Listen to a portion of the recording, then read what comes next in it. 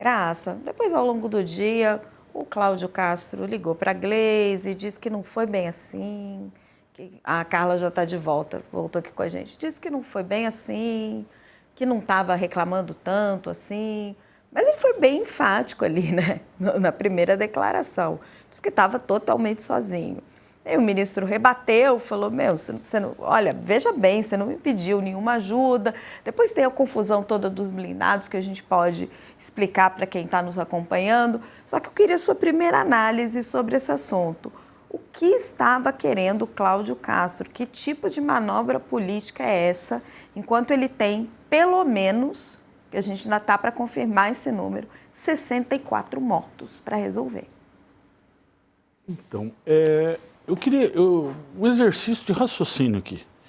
Você imagina se o governador do Rio fosse presidente de uma grande empresa,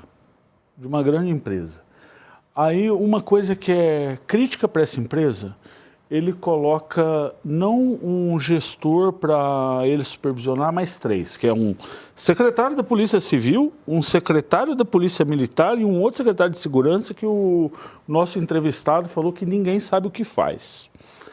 Uma parte do contingente dessa empresa, tipo que são cerca de 3.000 policiais militares, não trabalha na segurança pública, está afastado para órgão público, para Tribunal de Contas, para Assembleia, para Câmara de Vereadores e sabe mais lá onde. São 6 batalhões da Polícia Militar que estão desviadas da função principal dela, que é a segurança pública, e estão fazendo lá ninguém sabe o quê.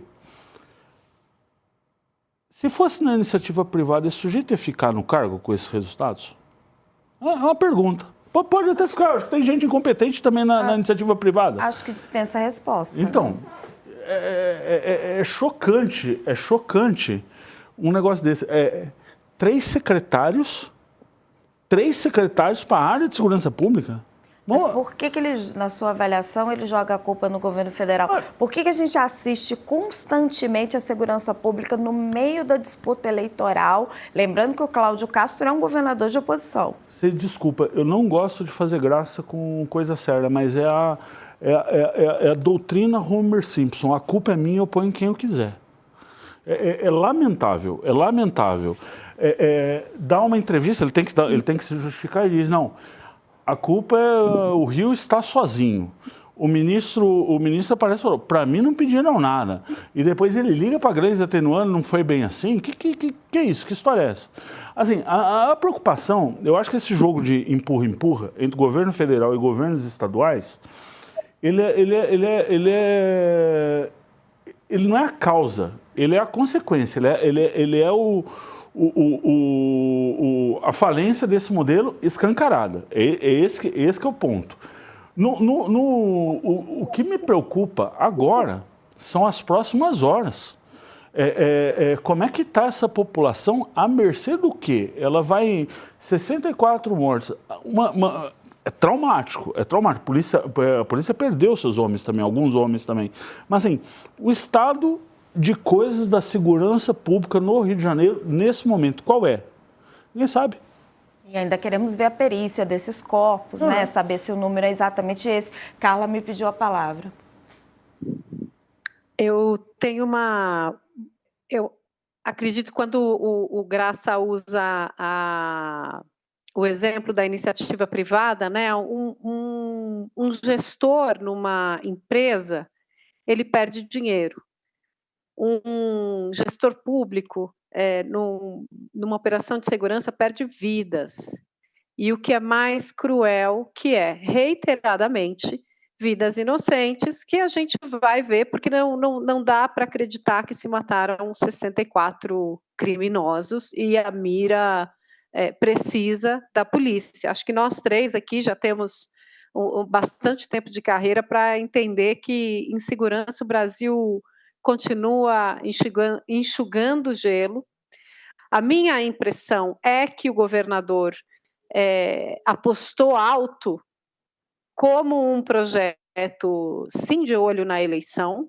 Ele mesmo disse a maior operação do Rio, mas até na leitura corporal, das expressões corporais dele, na maneira como ele hesitou e como ele gaguejou, fica muito claro que o plano que ele pretendia deu errado, né? Então, é muito cruel, é muito doloroso a gente, neste país, estar trabalhando o tempo todo, falando de democracia, por exemplo, de fazer valer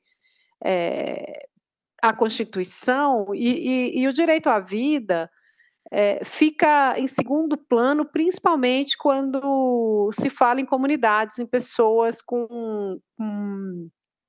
mais desprovidas, na verdade, nem inseridas na sociedade da maneira adequada, né? Ou seja, vivem de maneira precária e a vida vale menos na cabeça de gestores públicos que deveriam, sim, passar pelo crivo do eleitor e levar esse indicador em consideração. Fazem pânico moral para depois implementar um projeto dessa natureza que, assim, não tem pé nem cabeça. E essa marca da operação mais letal é do Cláudio Castro. Ele não pode refutar, ele pode culpar quem ele quiser, mas ele escolheu o dia em que não existe um presidente aqui, ele mesmo dizendo que não tem capacidade, ele foi lá e resolveu peitar sozinho. O problema é que ele colocou pessoas, moradores da comunidade como alvo, e a própria tropa policial como alvo dessa investida dele. Para quem nos acompanha, eu queria explicar para vocês, com a informação correta, o que é essa história dos blindados. Porque isso virou o meio de campo ali deles, né? Um empurra-empurra. O governador Cláudio Castro está dizendo que pediu blindados ao governo federal e não foi atendido, que pediu em outras ocasiões e, por isso, dessa vez, não pediu a cooperação do governo federal. Vou puxar o fio dessa história. Em dezembro do ano passado, tem gente que deve se lembrar, quem não se lembra, joga lá no Google, uma capitã, se não me engano, da Marinha, tomou um tiro, uma bala perdida, enquanto estava num hospital da Marinha, lá no Rio de Janeiro. Para incrementar a proteção desse hospital, a Marinha deslocou blindados para a área desse hospital. Só que essa área é uma área da Marinha. A Marinha tem áreas por todo o Brasil. Então, esse blindado poderia ficar lá. O governador soube disso, voou para Brasília, marcou reuniões com o ministro da Defesa, José Múcio, e pediu que a Marinha cedesse ao Rio de Janeiro o mesmo blindado para fazer incursões contra o crime organizado. O ministro José Múcio informou a ele que não era possível ceder os veículos da Marinha sem a decretação de uma GLO, uma operação de garantia da lei e da ordem. O governador não ficou satisfeito com a resposta e mandou 2 ofícios para o Ministério da Defesa, fazendo essa solicitação. O ministro, então, pediu um parecer da Advocacia Geral da União.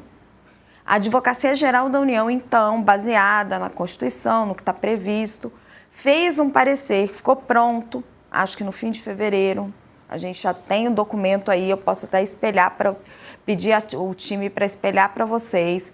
A Advocacia Geral da União faz um parecer, então, mostrando que seria inconstitucional o envio dos blindados ao Rio de Janeiro sem que o governador solicitasse ao presidente da República a decretação de uma GLO. Só que em nenhum momento o Cláudio Castro, então, solicita a decretação de uma GLO. Por isso que fica esse jogo de empurra, entendeu? Ele realmente solicita os blindados, mas ele não solicita da maneira correta pelo instrumento que deveria ser feito. E aí fica essa confusão enorme de que pediu, não pediu ajuda. O Graça está me pedindo a palavra. Eu não sei, a gente acabou de entrevistar um especialista. O Coronel José Vicente é ex-secretário nacional de Segurança Pública. Se não me engano, o governo do Fernando Henrique ainda. Isso, até 2002. Até 2002, governo do Fernando Henrique ainda, que é da Polícia Militar de São Paulo. Então, assim, é um sujeito que não pode ser acusado de ser partidário de A ou de B nessa questão. Nenhum. Ele acabou de dizer para a gente, mas esse negócio de blindado, mas blindado para quê? Vai fazer o quê com blindado? Mas que tipo de blindado? Exatamente. Que tipo de blindado? O problema não é esse. Não, o problema, o especialista está falando que essa discussão de blindado está completamente fora do esquadro segundo. O coronel que, obviamente, se debruçou, porque ele não está assistindo esses problemas da segurança pública do Rio da casa dele. Ele esteve, por exemplo, nas últimas grandes operações lá, ele tem interlocução e ele sabe o que ele está falando. Se o especialista diz que não sabe para que o governador está pedindo blindado, a discussão está errada. Assim, nós estamos... Não interessa se... Nós esse não, jogo eles, né? Não, esse jogo de ofício. Eu queria só comentar um negócio rápido, cara. Quando eu estava comentando o negócio da iniciativa privada, eu não estava dizendo sobre...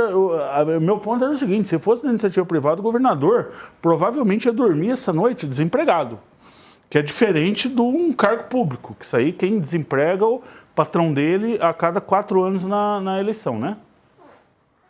Meu ponto é que provavelmente um sujeito que tem três secretários de segurança, 3 secretários de segurança e 6 batalhões da PM perdidos em sessões aí que ninguém sabe para que servem, esse sujeito podia estar fazendo melhor o trabalho dele, viu? Gente, eu queria fechar nessa análise. O que vocês imaginam que vai ser o desenrolar disso?